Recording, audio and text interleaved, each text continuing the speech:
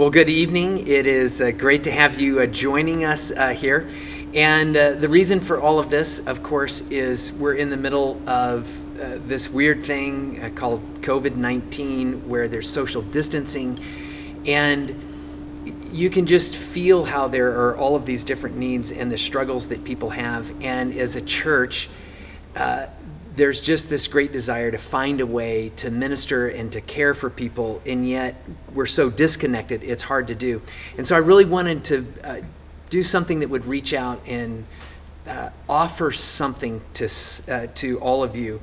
And as I thought about that and how there might be a conversation about that or what I would share, I thought of the person that I would most want to do that with is a friend of mine. This is Annette Ladd. She is a counselor and therapist, is very good at this, and someone that I trust you immensely. Although one thing that bothers me a little bit. Oh, good to know. Yes. Yes, Do is you hold the record for leaving me speechless more times than anybody else in the world, and I'm not kidding. That's really good to know. Yes. I did not know that. It's actually very aggravating at times.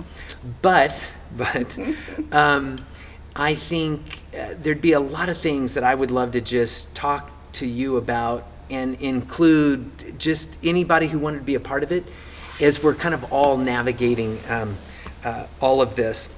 It's a whole new world. It is a whole new world in this. And, I know some of the things for me that have just surprised me in the last 4 weeks as people have navigated this. But I thought it'd be great to start with asking you, what's surprised you the most? I think how scared people are. And are they scared in typical ways, or is there something different about what's happening in our world right now? Glenn, I have a lot of compassion for people who fear and have anxieties about different things. But these last few weeks, what I'm hearing from people is a whole different kind of sort of angst and fear and anxiety about the future and about what's going to happen next, and even how they're going to get along over the next several weeks, whether that's how they're going to manage financially or how they're going to manage with family, being on top of family, or how they're going to just navigate each time they're going to go to the grocery store. There's just, in every session I have, and it just hit me as you asked me that, in every session I have, to some degree, fear is discussed at some level, in some way. Wow. One of the things that has surprised me so much about this is that while we are all going through the exact same thing, how people are reacting to this in such different ways too. Yeah. There's a lot of variation, even though we all have something in common. The way we're experiencing it or how we're going through it is a little different. And in all of that variation, there's got to be people that maybe are experiencing things. So like the fear thing that you were talking about, someone that normally doesn't experience a lot of fear in life. They would normally go through what they would think of as maybe something like this, and now all of a sudden it's gripping them in a way that a good night of sleep might have helped them and they'd be on to the next thing. But now every day there's concern, worry, fear, and all to, as you say, that it all to varying degrees, not to the same degree for everyone, but and so out of that fear, what's happening? Are there things that you see along with all of that fear that kind of people go are struggling? With it? Yeah, yeah. I think loneliness is a common theme right now, and people experiencing depression in a whole new way. One of the really interesting things to me is talking with people who for the first time are experiencing feelings of being depressed, and they have not previously had that experience, and that's hard. So if even for those of you who know what it's like to be depressed, remember the first time you realized you were depressed and how daunting that is. So we have this whole new group of people that are now battling that and don't know what to do with it, don't even know what to call it, don't know that that's even what it is, but they know that they're discouraged, and they know that they're not as motivated as they'd like to be, and they know that they're struggling with focus and they can't remember some things and they're just not on their A game and they don't know what that all is. But oftentimes what that is symptoms of depression. That's got to be, so it just hit me as you were talking there, that's got to be really disheartening maybe for people around them, because if they've never experienced, good point, like dad or my sister who was always that rock and they were never depressed, never lonely, and now that would be exceptionally hard, because that person is out of the realm of who the role even that they might normally play. Do you think that has a way of what do you call it when like one thing keeps triggering another thing, so now all of a sudden one thing begets another thing, which then the next thing happens because of that cause and effect kind of. Like maybe I've struggled with depression, but I've got someone in my family and I've never experienced them just struggling with it, and now I read it in them a little bit, and now I'm becoming anxious and depressed because I'm like, yeah, I think that definitely. So, and I think I know what you would say here, but I would love for everyone that's a part of this to hear you talk about this, because they might be surprised at this. Okay. What is that? So here's the person who maybe, let's say it's the person who's struggling with loneliness or depression, and this is really not normal for them. And what's the first thing you would tell them to, like, what's a step that they could take tonight or tomorrow or the next day? To not beat themselves up, number one. To not feel guilty about it. That's a common theme, that when people first realize that they're not doing well, that they also simultaneously feel guilty that they're not doing well, either because they have high expectations of themselves or they feel like others around them need them to be something or someone different. But the very first thing is to just be able to say and acknowledge for a moment that you're not doing well, and that even surprisingly so, that you're bewildered by that you wish you were doing better. But the worst thing you could do is to beat yourself up, or to feel like you needed to just sort of suck it up and just keep going and find your way. Buck up and I don't like that. Yeah, that's not good. And I understand that there are well-meaning people around us sometimes who will feel like that might be what needs to be said, but that really is not a great answer, because it sort of robs us of our ability to grieve and mourn that which is not part of our lives right now. That's kind of how we end up in that space. Is life is so different, Glenn. It's so different now. And so if you think about it, it's kind of understandable that we're feeling things we've not felt before. I've had my own battles with depression over the years, but even just coming over here today and realizing the streets are different, there's nobody out there, it kind of grabbed hold of me in a weird way, that suddenly I could feel my moods shift in just a little bit, but enough that if I didn't have a place and space to talk about it, that could grab hold.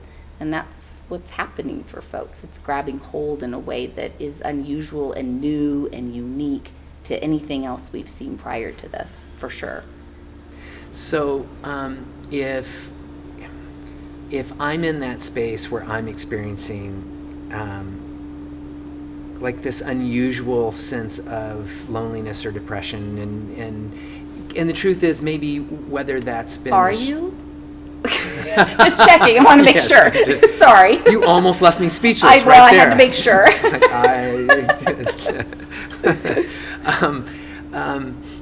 So there's this tendency, and I want to go back to something you said here, and ask, what's the thing I do in place of that? So there would have been, quite honestly, a time in my life where if I was talking to someone and they were struggling with this or whatever, I wouldn't have said, buck up. No, but I would have too, honestly. I hate that, but... Yeah, but the encouragement I would have given them would have been a nice way of saying, just be stronger, just pray endure. more, be stronger. Yes. I'd love for you to talk about that, Glenn. About the just... Do we just need to pray more to feel better? I think prayer is a wonderful thing, but not necessarily the thing that we should use to try and... Prayer is not a shovel that would dig us out of a hole where we would feel like depressed or lonely.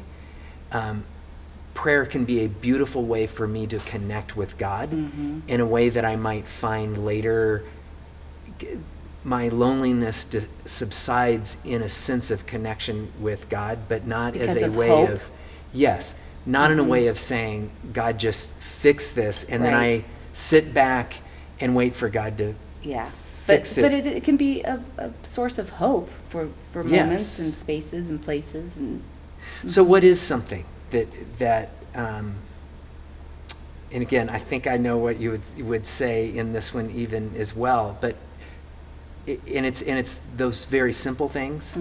So what's that simple thing that if there's someone who's saying, I'm experiencing like this loss of energy that's a little depressive, and I feel a little isolated. And so I think sometimes our tendency when we feel that way, even, maybe even especially if it's a new experience, is we tend to want to pull back, and because we're not really sure what to even do with that.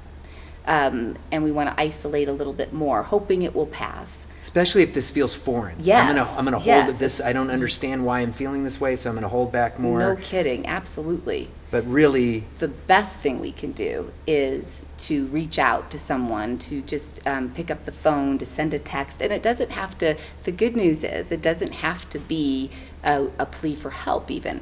The brain scientists have really done a great job on helping us understand how this works, and that is even the act of simply saying to someone, getting your phone out and texting and saying, hey, I've been thinking about you today. That one thing is incredibly helpful. Sending a note, or trying to find your way to do a video call with somebody, and just seeing that person's face for a moment is there's hard to find words for how helpful that can be. The problem is, once we're in that space of being down or feeling lonely or feeling anxious or scared, it's hard to remember that would help. And it's really hard to believe that would help. So I'm hopeful by you and I doing this that we could communicate to people, please trust and believe that doing some small thing like that really is helpful, and it's worth taking that chance and doing that. Yeah, so I know for me, they're reacting to all that's happened in this. There's a part of how I'm wired. I'm more energized by it, and like want to go after it and make things happen. Yes, you do. But I don't know, maybe a week or two ago, in the middle of all of this, sitting in my office, like no one else in the office is, and I'm all by myself. Yes. And it snuck up on me a little bit. You shared that story, and it just broke my heart. Picture of you wandering around. I didn't the people that I would normally have around me, and how life-giving that is to me to just be all by myself in my office. It was like I was really experiencing a little bit of loneliness in that. And here... to the point that it brings you to some tears. Look at that. What? That's the other thing about Annette Ladd, that no one's ever made me teary or cry more than maybe you. It's good for you. I hear you say that, but anyhow, we're going to for talk all about of us. things about coronavirus here. Let's get back to, normally I wouldn't let him do that so easily, but in light of our purpose. Yes. There was something you said just a minute or two ago that I thought was really good, because I experienced this firsthand, and that was even seeing someone's face. So I had used FaceTime a few times. I mean, here and there. Yeah. Me too. But nothing like I have in the last 4 weeks with Zoom and FaceTime, and there was even another one with Google that I ended up using today. And there really is something about seeing someone's face especially in this kind of time that we're living in. I cannot emphasize that enough. I wouldn't have believed that, by the way, because I was hesitant to go that direction myself. But it makes a difference. Yeah, like there was one meeting that I was in actually right before we met, and like half the people, for whatever reason, didn't have their image up. It just had their name or whatever. And I felt the disconnect in it. And then to give like maybe the other side of this, it was last week, whenever my birthday was, I had 3 friends that morning came over to my house. Separately, they maintained social distancing. Honored social distancing, and they left like donuts and like just some real simple things. Yes, on my front porch, and rang the doorbell, and I opened up the doorbell and saw the 3 of them standing there. And it was, and I laughed, and it was this wonderful moment, it really meant a lot to me. And we talked for just a little bit, and then closed the door and went into the kitchen, and like it continued, it wasn't just that moment, it's like it carried forward. And like I had like tears, like Angie was talking about, and I was just like that.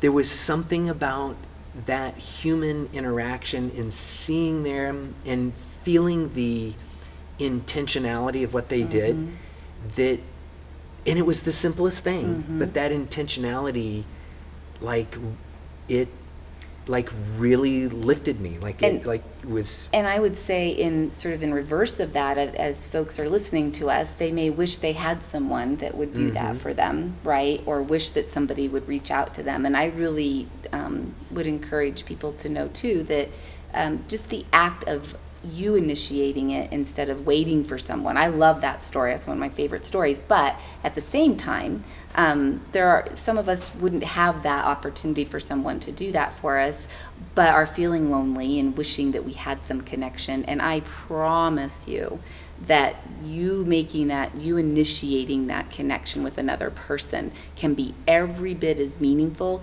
because I happen to know the 3 people who did that with you, and them doing that brought a great amount of joy to them as well. And so you initiating something like that is as important as someone doing that for you, but even more so the idea of I love the idea of at the point of your greatest need, give away what you need the most. And right now, we all have a need that we're not super comfortable as a society. So we're back. We overheated the last camera. So See, that only happens with you.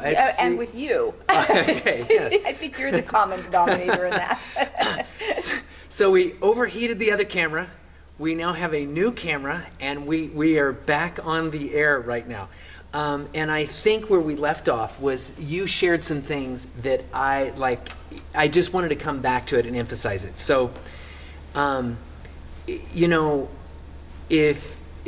if you find yourself, and I think of this especially for the person who maybe really isn't used to the level of either loneliness or depression, and it doesn't even have to be like super bad. Doesn't have to even be those words. It could be all the other things that we talked about earlier, just feeling out of sorts or not motivated or just not themselves. Yeah, like if you would have asked me that day I was sitting in my office, right, Glenn, do you feel lonely or depressed? You would have said no way. I was like, no. And yet, I'm just, kind of. I probably would have said, a little sad. You're lonely. Yeah. And when you mentioned it before, it hit me. So here's the thing, though. Don't miss the takeaway that she talked about a little bit, and that is taking a proactive and simple step. Like, you didn't describe anything that took heroics or some profound, deep thing. It was really just take that simple step. Like, although it might not feel simple, but the idea is to do that one thing, and maybe even trust your pastor to know, because I think you trust me, and I'm saying this does help. And even if you feel like it wouldn't, I would encourage you to just try that one thing where you make a phone call, you send a text, you do a video call somehow with someone, and just allow yourself that opportunity to just say hey to somebody. And sometimes those small things, it's like that little victory that just pulls you up just a little bit. It really does. And even if would it be fair to say that even if maybe you're mildly struggling with that, just to even set a goal or something, just say, you know what, at some point today, I'm going to be deliberate about one of those things you mentioned. So to just be able to say at some point today, I'm going to send a text to a friend, or I'm going to try to video something to connect with somebody. And I'm going to just be honest with myself that I'm not doing as well as I would like to be doing right now. That honesty piece. Yes, with yourself. If you want to do that with your friend, that's good too, but especially with yourself, to just not feel like you have to hurry up and get over it, not to feel guilty, just to know that everyone is experiencing some kind of funkiness in their world, even you experiencing loneliness of all things. Who would have thought, right? And just know that it's important to do one thing and to not wait for someone to do that for you, but to initiate that yourself. That makes a huge difference. And again, I want to emphasize what you said, that it doesn't have to be that huge thing, that sometimes it's the simplest things. There's something that you have said oftentimes. I may have actually stolen it and used it in a sermon or two. Oh, really? So if this sounds familiar to some of you, you're like, hey, it's like, okay, yes, I ripped that off from Annette. And so maybe I'll let you say, do you know what I'm getting ready to talk about? Is it the giving away? Yes. So at the point of your greatest need, give away what you need the most. So if you are feeling a need, like I think about the precious story of the people coming and surprising you on your birthday. And, if I'm home and hearing this and I'm in a place of feeling alone, even if my family's around me, I can still feel alone because I'm not doing my life in a normal way.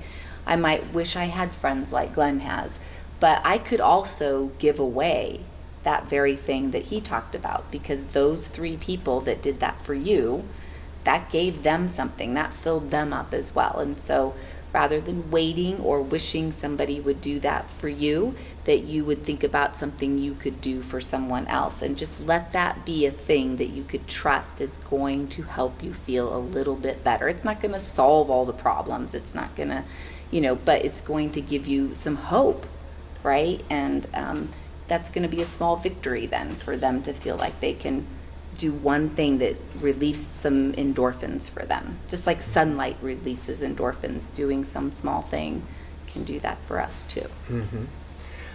Is there anything else that so I've got one thing that it just hit me as I was hearing you talk about that I would love to leave them with.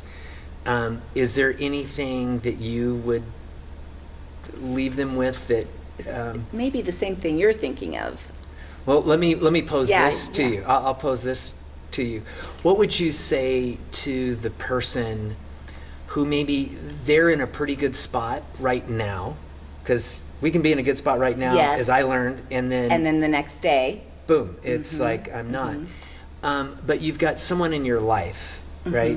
We're all sequestered in our homes or whatever, and maybe there's someone that you're sequestered with, and you're seeing them struggle in how to help them. Yeah, and maybe struggling in that new way. Like until we talked, it didn't hit me how that's a new thing for people individually, but the people who do life with them are experiencing them differently. Yeah. So what would you say to that person who says, I care about that other person in my life, and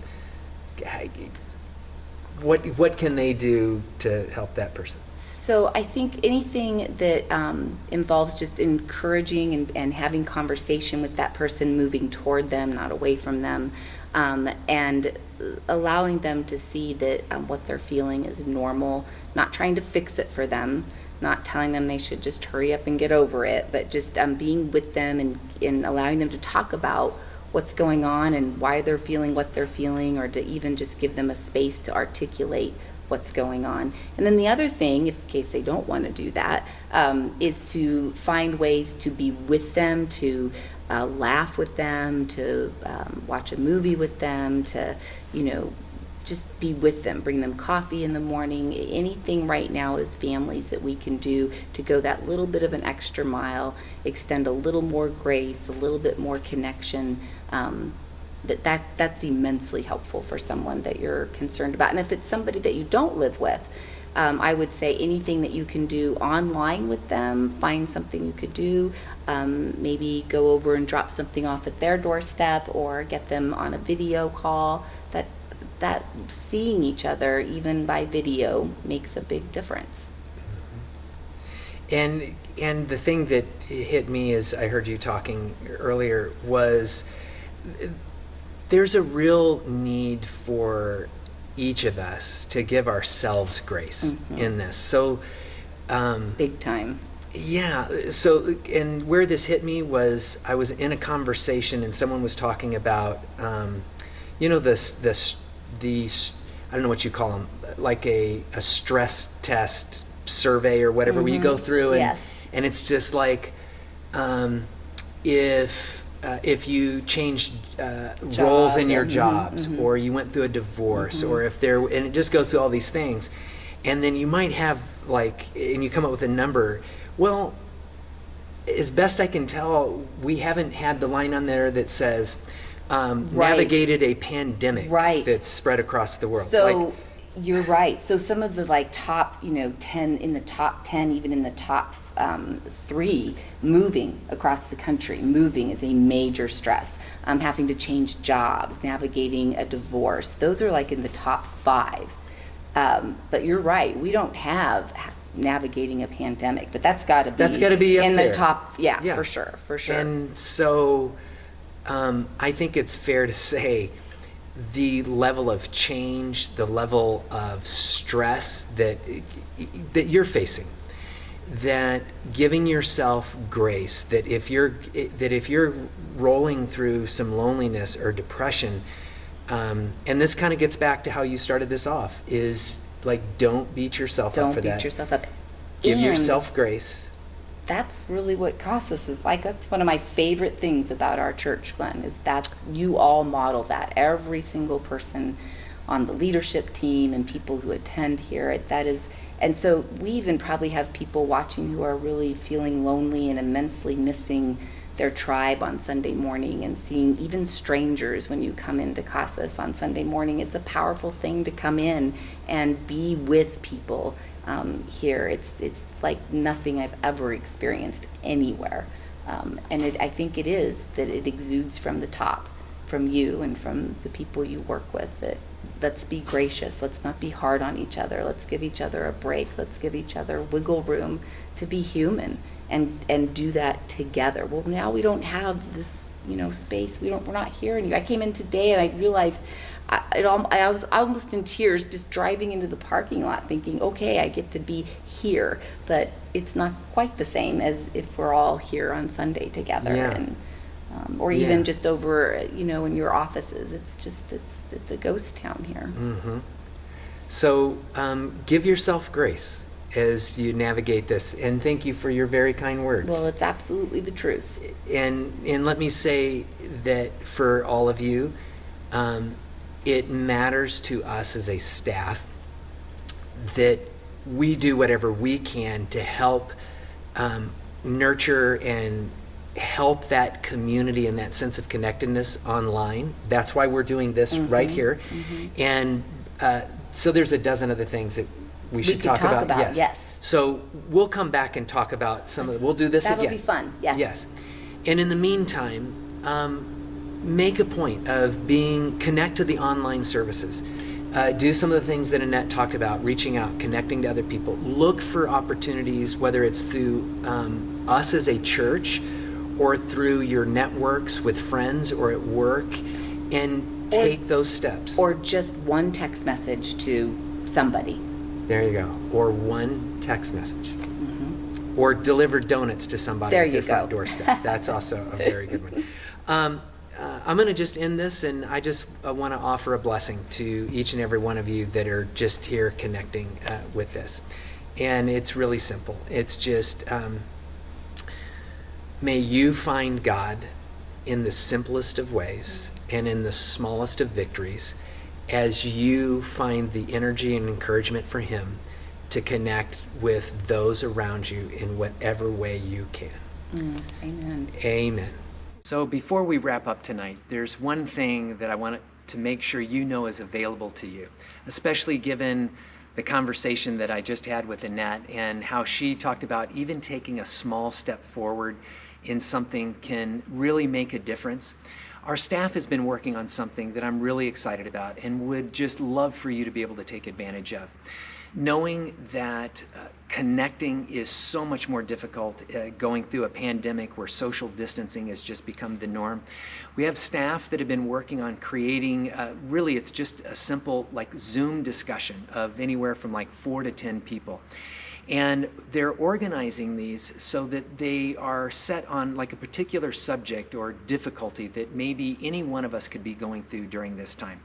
For instance, I know that they're working on some Zoom discussion groups that would be something like if you're being sequestered like at home and you're by yourself. If you live alone, the kind of loneliness that you're going to run into, I would imagine during this time, it could be really difficult. And so just being able to be in a Zoom chat one night for even just an hour with other people in that same spot could be really powerful. Or some of you I know, you're like in the opposite spot. You've got adult children or kids or just like all back in the house, and the loneliness that you're going to face is of a very different kind. It comes from that overwhelmingness of just, even though there's people around, it's like it's just overwhelming having everybody there and you're like on top of each other and you can't get out. And how nice it would be for you to have an hour to just be able to chat with other people that are struggling with that same kind of overwhelmness. Or things like I know they're working on one with finances. Like if you've been hit in a financial way, and there are so many people right now that are being hit in this way right now, just to be in a simple conversation and just to connect with some other people that are struggling in the same way. And I think, coming out of this discussion with Annette, it just hits me. There's going to be an opportunity for you to care about someone else uniquely because you understand it. And in doing so, you might find that you receive some care, that you're lifted up in this. So take advantage of this. You can get information about this from the text box below, or from the video box below, or from some of our online hosts, and they can tell you all about how to get connected to some of these Zoom discussion groups that maybe could be the next step for you. Have a great night, and know that your church is with you and praying for you, and Together, we're going to navigate into a future that will be very bright and very beautiful, one where Christ is constantly lifted up. Have a great night.